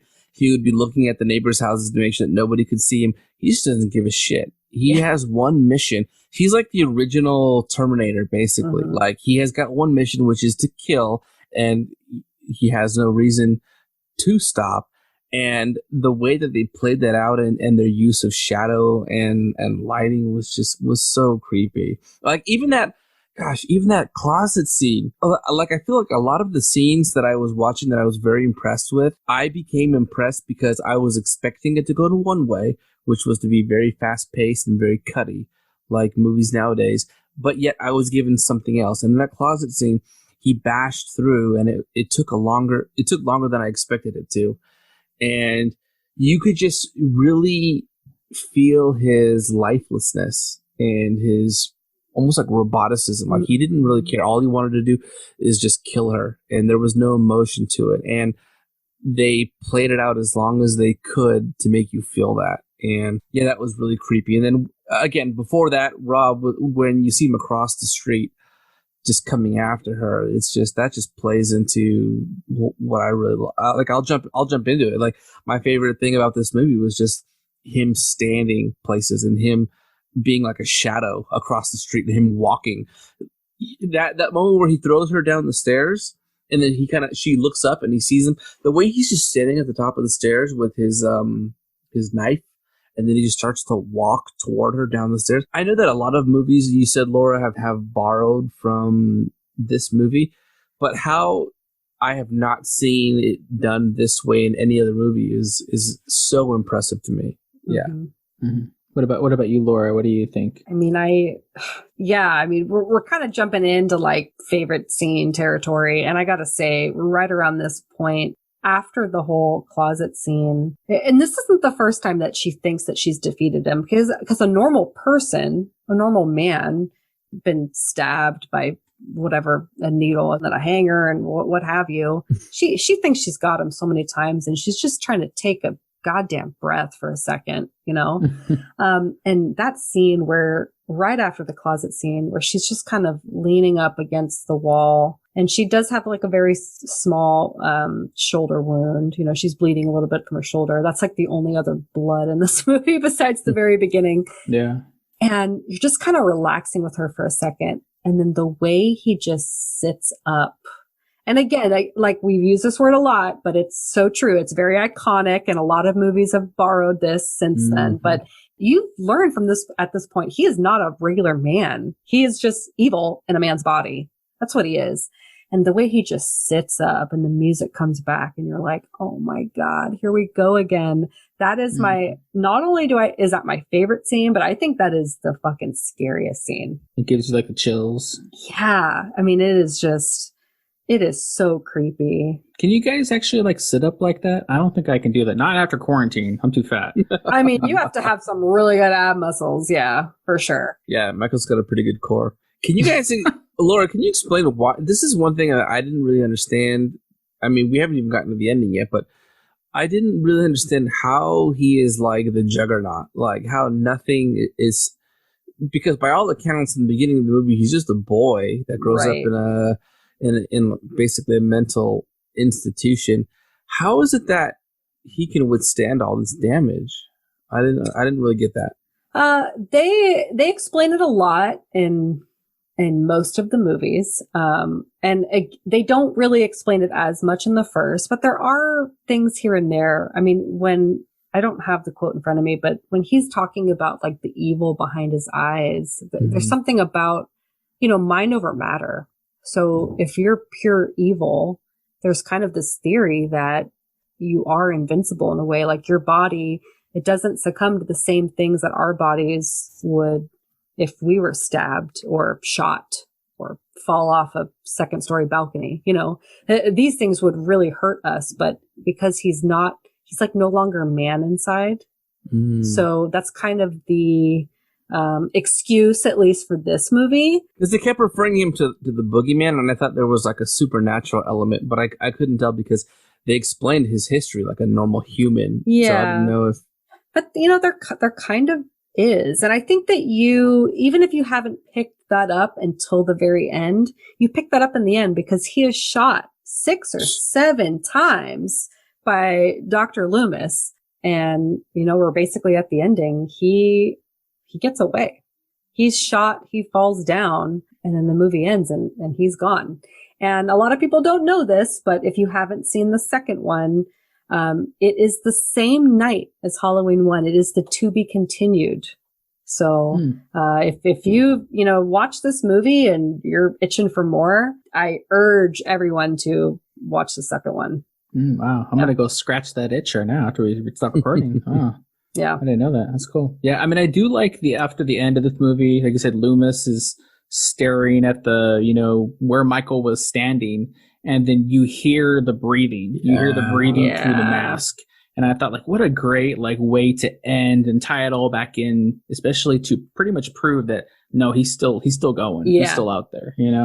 I thought that was pretty cool. So did the ending work for you guys? Did you like that? Because I know a lot of people don't like endings where killers get away or it's kind of ambiguous. So how did you when it ended? Were you satisfied or were you? I didn't know if I thought maybe. If you were to try to be rational, maybe he just lined a bunch of wrenches underneath his coat so that when he got shot, they just bounced off. I don't know. But, I basically took it like you said. Throughout the movie, Dr. Loomis kept saying that he kept referring to him as an it rather than he. And he took every opportunity he could to basically say, this guy is not a human, a man. Yeah. So when you take that to its, logical extension, okay, well, he's beyond a human being.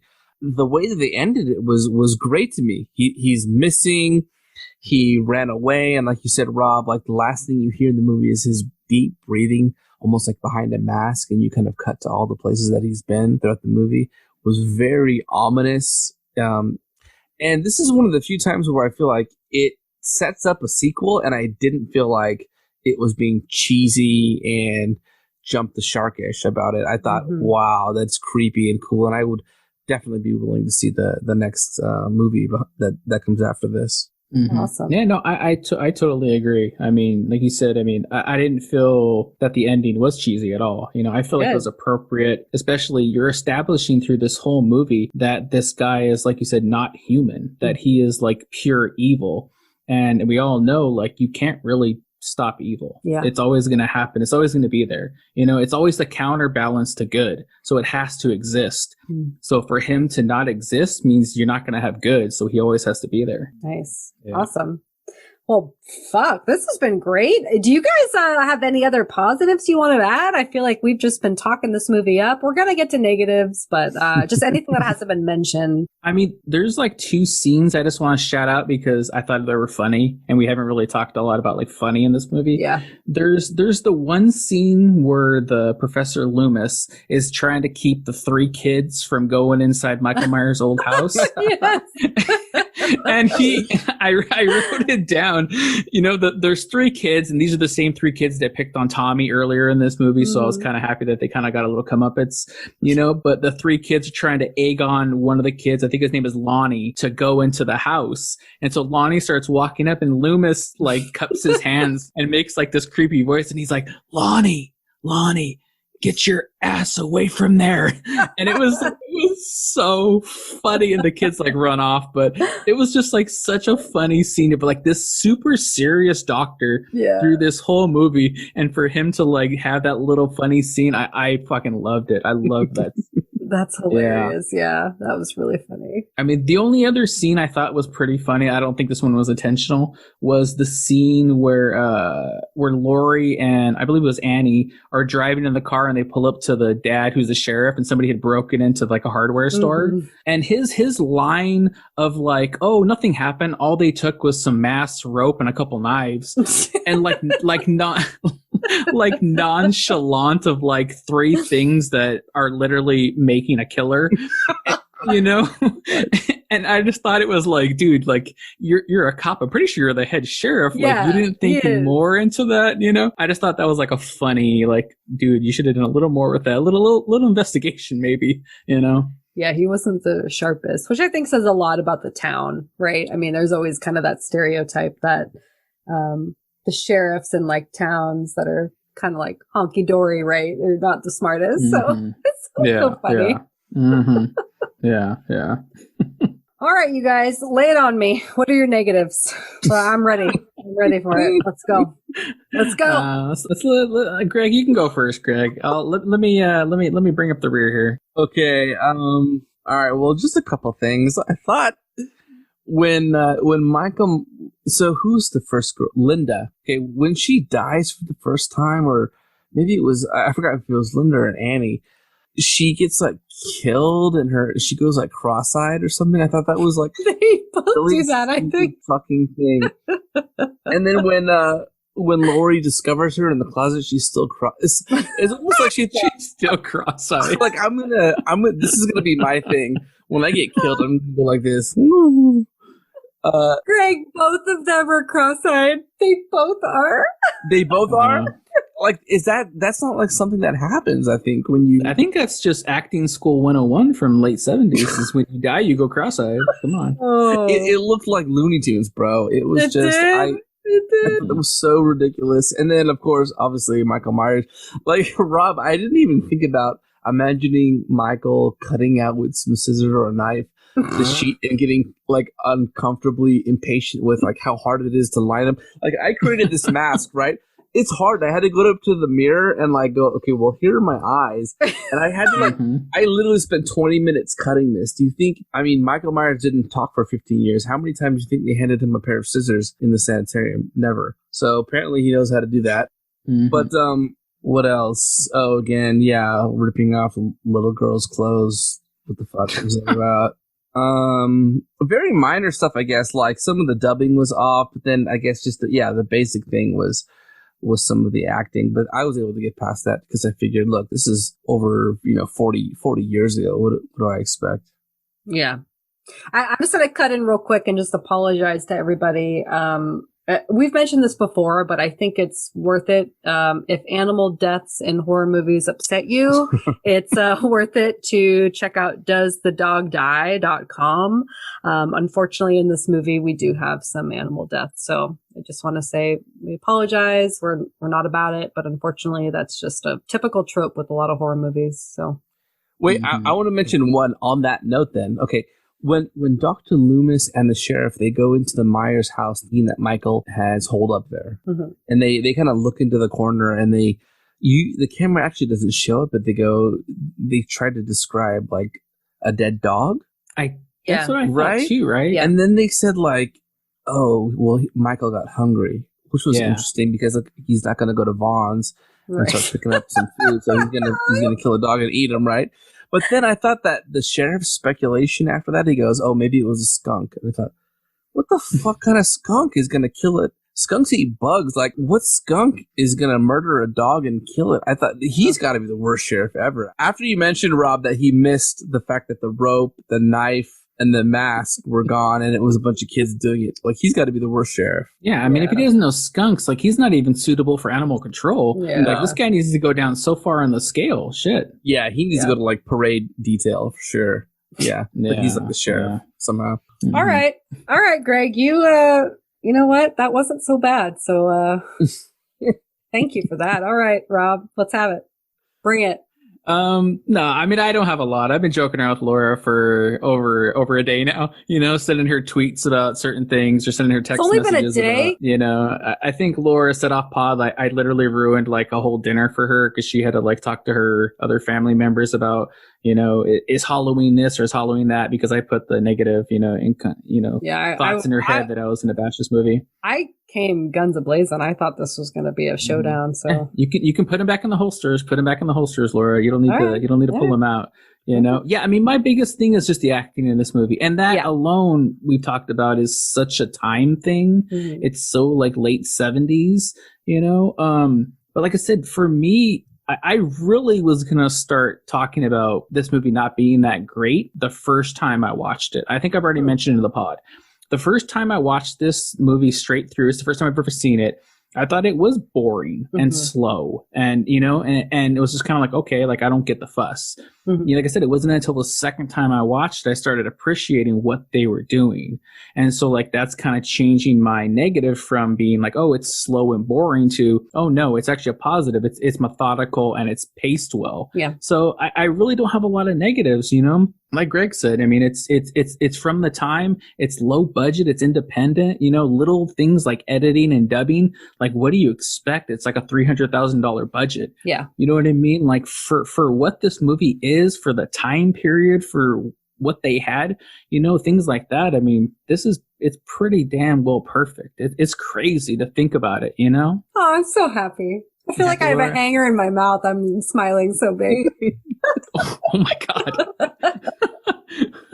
That needs to be like my next, like whenever I'm like elated, I just really want to shock people. But Greg, how you feeling? Oh my God, I feel like I've got a hanger in my mouth. I'm so happy. I've never heard that term. That sounds horrifying. It's making my smile so big. It's like a hanger. I love it. Wow. No? Mm-hmm. All right. Anyway. But yeah, obviously I don't have a whole lot of negatives. I think we've touched upon most of them. Yeah, some of the acting was not great. And yeah, I mean, just even though this movie is so iconic and I appreciate every aspect of it. I mean, we've talked about this. Like, this is one of the first slasher films, one of the first. There's a killer after this woman and the whole final girl showdown, the music, the slow burn, the fact that they can use suspense over blood. All of these things are so huge. But yeah, I mean, obviously, if I saw this for the first time today, would I feel the same way? I'm not sure. I mean, the plot is very simple. And that might be a complaint if I saw this for the first time today. But I'm super biased, so I don't know. That's the only thing I could think of as being kind of a negative for me. Yeah. Mm-hmm. So I think this movie is pretty much perfection as well. Mm-hmm. I had a question for you guys. So they talked a couple of times about this. I think the last line in the movie was actually Laurie Strode saying, "Well, he is the boogeyman, isn't he?" And then Dr. Loomis goes, "Yeah, he was." I was curious, the boogeyman, as far as I know, is used to straighten out kids, like to get kids to do the right thing, to make them behave. Did your parents ever tell you about the boogeyman or give you any kind of like urban legend about if you don't do the dishes or if you don't clean your room, if you don't listen to your parents, like the boogeyman will get you? Did they ever say anything like that to you? No. Absolutely not. And I am worried right now. Greg, mm-hmm. Was your childhood okay? I don't think so. Well, I was never given any kind of story like that, but I do remember, like, my dad is from the Philippine Islands, and back in the 70s, which was when this movie was made, he told me that there was a creature called the Batibat. That sounds way too much like the Babadook. I'm out. I'm out. I'm done. But he said it was really effective. Like, the kids would go to sleep because the parents would always tell them that it was this headless lady that lived in the trees. And if you were caught out walking late, she would snatch you up. And if you tried to hide underneath the tree, she was like really big and heavy, and she would jump out of the tree and squash you and suffocate you until you died underneath her weight. This started off really horrifying and then just turned silly, but okay. So he was like that was like one of their. They had like several different boogeymen. So I just thought that was fucking crazy. Like they never said anything like that to me. You know, they just said, you know, if you don't come home, we'll take away your Nintendo or something. That was like, oh, I thought you were gonna say your dad was like, hey, if you don't come home, your mom's gonna sit on you. Jesus fuck! Oh my god. Okay, let's move it on. Wow. Yeah, I guess we can, as like modern parents, we can resort to more practical forms of punishment. We don't have to talk about the boogeyman anymore, but I was just curious about that. Wow. Yeah, that's true. That was enlightening. Thank you for that. That's awesome. Yeah. So let's get to the ratings then. Let's get to the ratings in this movie, and let's see like how high these ratings are going to go, because I'm really interested to hear what they're going to be. I kind of think I already know Laura's, but we'll see. So we're going to do 1 to 5 here. Let's do how many carved pumpkins. How many carved pumpkins, also called jack-o'-lanterns? I guess so. If you want to, layman's terms, yeah. And also like what are you carving on them? What's carved on them? Ooh. So what do you think? You want to go first, Laura? You want to start us off? Yeah, let's fucking do it. I'm giving this 5 jack-o'-lanterns. Oh, figure wow. that. Mm-hmm. 4, okay, but 4 of them are perfectly scary, like Jack Skellington faces, like the perfect face. Jack Skellington faces. And that 5th one, like, started to be a Jack Skellington. It's like 2/3 of the way done. Maybe it's like missing the mouth. Mm-hmm. Okay. So, if I was putting this in numerical, like 1 to 5, like a 5, this is basically a 5 because you round up, but is it perfect? It is. But I mean, obviously there are things about it, that's just, it was made in the 70s. Of course, there's going to be things that had a $300,000 budget. I think 4.5 is too low. So I probably fall somewhere in between. 4.75. Yeah, that's kind of what I'm thinking. Yeah, nice. Like 4 pumpkins, maybe half of another Jack. Yeah, like the 5th one is just not complete. It just doesn't have the candle inside. Yeah, okay. Ooh, that's pretty good. Oh, damn it! Why didn't I say that? That was good. I like that. All right. What about you, Greg? How many pumpkins and what's carved on them? I will say that the first time when I went through the movie, I was kind of like you, Rob. I was like kind of bored, honestly, by the end.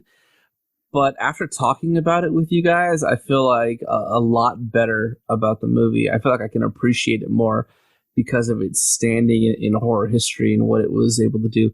Especially the fact that I still haven't seen another movie do something like what they did with Michael. This will be the last time I say it. Him just literally standing there 50 feet away, freaking me out, man. It's going to give me nightmares. Overall, it wasn't that scary by like today's standards, Yeah. But I still like the suspense buildup. I really miss this type of pace. I love how calm it made me feel. In a sense, I don't know how else to. It made me feel calm, like I wasn't. My horror OCD didn't really trigger. I felt like I was able to relax into the horror, which was I appreciated that more. And overall, like you said, Laurie, it was a very simple movie, which could be taken as a gripe. But I thought it was great in its simplicity. It's very straightforward and simple, but I love that about it. So yeah, I'm gonna give it 4 pumpkins. Originally I thought 3.5, but I'm gonna give it 4. What are the pumpkins? I'm gonna say each pumpkin is a different word carved into it, not even a face, a word. And the words are, I did it first. Oh! This movie did so many things before other movies did it. So you have to give it that much credit. Yeah. You're my favorite person in the world, right? 4 jack-o'-lanterns. That's amazing. Rob, there's nothing you could say that's going to be better than that. So good luck. Oh, okay. Well, then I might go, I might as well go the opposite and make you angry a bit. But as much as I really like this movie, and like Greg said, second time around, really appreciated a lot of what they did. We had a little conversation leading up to this of comparing it to, or actually deciding what is better, Halloween or The Thing. Both John Carpenter movies. That's funny. And on the Thing episode, Laura was not about that thing. She didn't like it. You know, she gave it a pretty low rating. I think you gave it like a 2 or something like that, you know? And I gave The Thing a 4. I really thought it was a great movie. John Carpenter's directing is so great in that movie. And this movie, Halloween, John Carpenter's kind of like starting more out as more independent. So the directing is not like on par with that. And I understand this movie does a lot of things first, but if I'm going to go head on head, I got to say The Thing is a better movie overall. I liked it better. So I gave The Thing a 4. I'm going to give this a 3.9. So I'm going to say it's just under. Okay. I kind of love you again. All right. This is, so, you know, all right. Yeah. So, I mean, my pumpkins are going to be, almost 4 pumpkins. And I'll go with Greg's, you know, little thing he figured out in this movie. All my pumpkins have wrenches carved in them. Damn. You know? That was pretty ridiculous, but yeah. Okay. You know? Oh, thank you for not. You know what? I'm happy I don't have to like unleash the beast because I'm tired. I'm tired of fucking being on edge for these last 2 hours. So look what you've done, Rob. Yeah, you know, I know. I was ready to come and argue about this because I just don't think you can compare them. You know, The Thing was iconic in itself for like the alien subgenre, but what this has done in the overall horror genre, it's just much more relevant and it's much more important. So, but yeah, the 4 and a 3.9, I'll take it. I'm very happy with that. So, all right, Rob, I forgive you. We're not going to fight anymore. Okay, all right. Well, we'll see what happens next week. Yeah, that's true. Yeah. Speaking of next week, you know, do you want to reveal, Laura, what we're doing next week? I do. So there are 11 Halloween movies out right now, and we only have 5 weeks, which we're lucky we even have 5 weeks in October.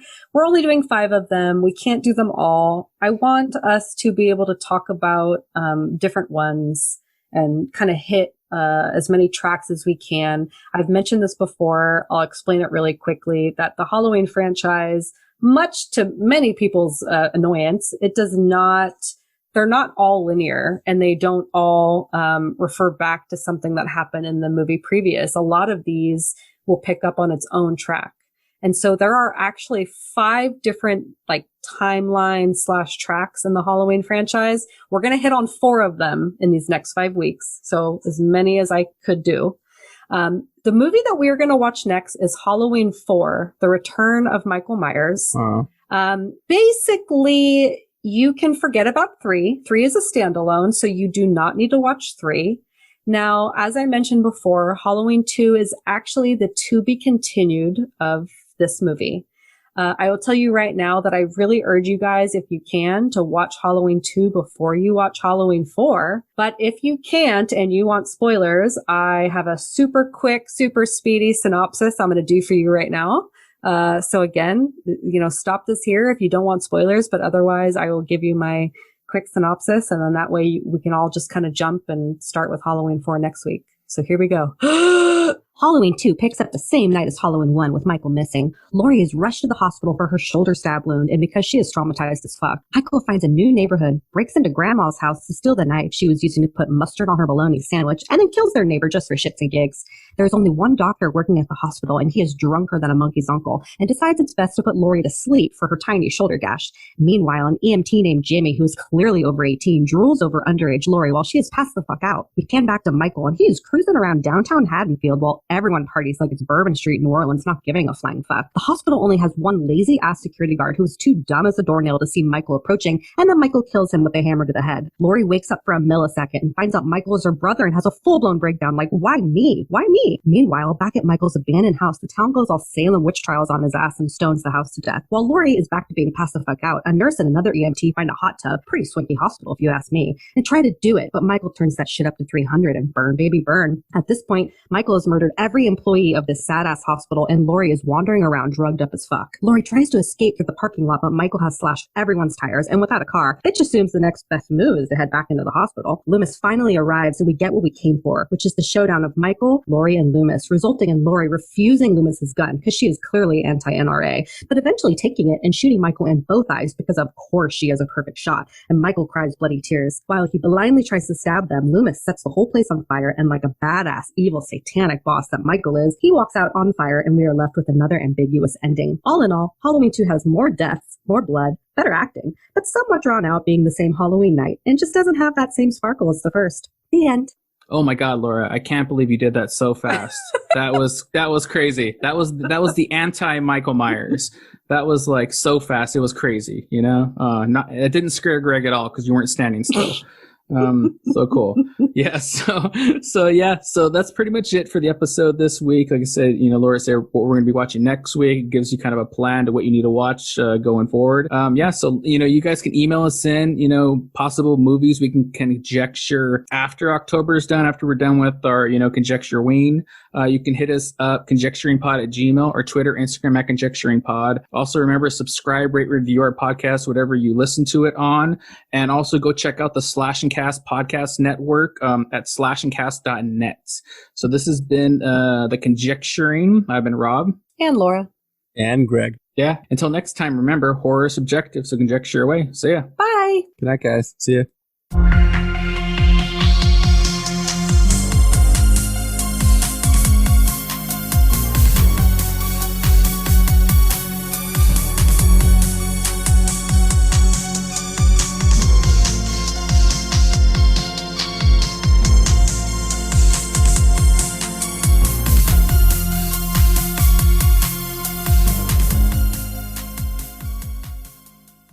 Get me a fucking beer, douchebag.